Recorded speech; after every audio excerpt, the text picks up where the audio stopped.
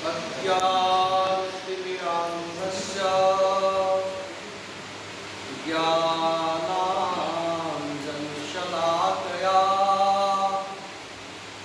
चक्षुरुन्मीलितं येन तस्मै श्रीगुरवे नमः। यो देवो अग्नौ यो अप्सुभुवनं आविवेश या ओषधीषु वनस्पतिषु तस्मै देवाय नमो नमः। आज के पौत्रस्थानिक समारोह में मुख्य अतिथि के रूप में उपस्थित जंतु विज्ञान विभाग के विभागाध्यक्ष और एक बहुत ही उच्च स्तरीय वैज्ञानिक डॉक्टर मयंक मधुकर, संस्कृत विभाग के विभागाध्यक्ष डॉक्टर विश्वजीत विद्यावंशी और इस सभागार में उपस्थित हमारे प्रिय विद्यार्थियों, आज का जो ये समय है, जो ये पल है, ये बहुत महत्वपूर्ण है। आज आप लोग 22-25 और 23-25 ये दोनों सत्र के विद्यार्थी इस महाविद्यालय से औपचारिक रूप से विदाई ले रहे हैं। हालांकि 23-25 के बच्चे कुछ आ सकते हैं, लेकिन दो ही हैं। एक तो मैं जानता हूँ कि वो यहाँ से जा रही है, आदित्य की क्या इच्छा है हमें नहीं पता। आप लोगों ने इस महाविद्यालय में क्या सीखा, कितना सीखा, ये हमें नहीं पता, लेकिन आप लोग आगे जाकर एक बेहतर नागरिक बन सके, ऐसी मैं शुभकामना करता हूं।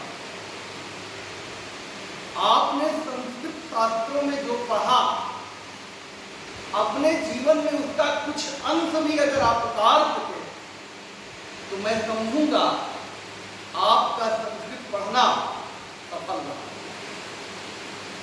लेकिन इतना आप जरूर समझ लीजिए कि शास्त्रों को पढ़ना एक बात है और जीवन जीना दूसरी बात है, एकदम भिन्न बात है।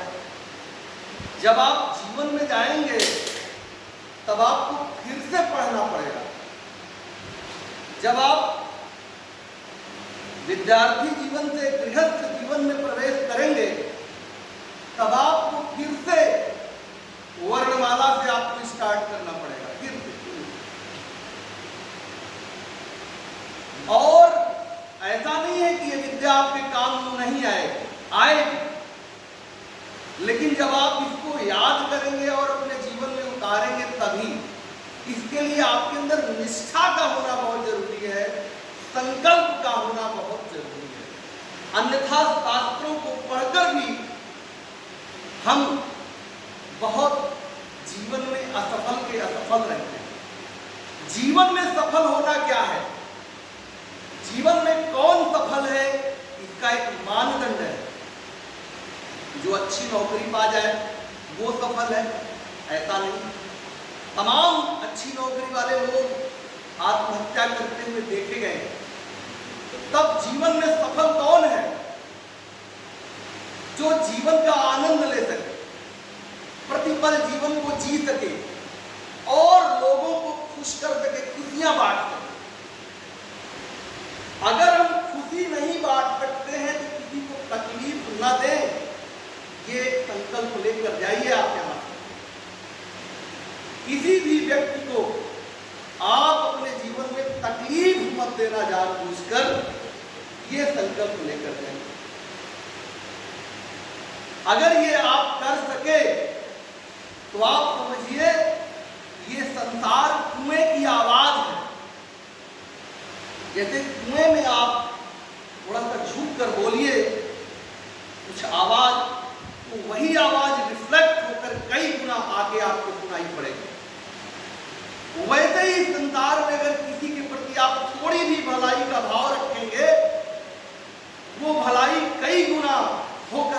बात आएगी, आपके जीवन में आएगी, आपको खुश करेगी।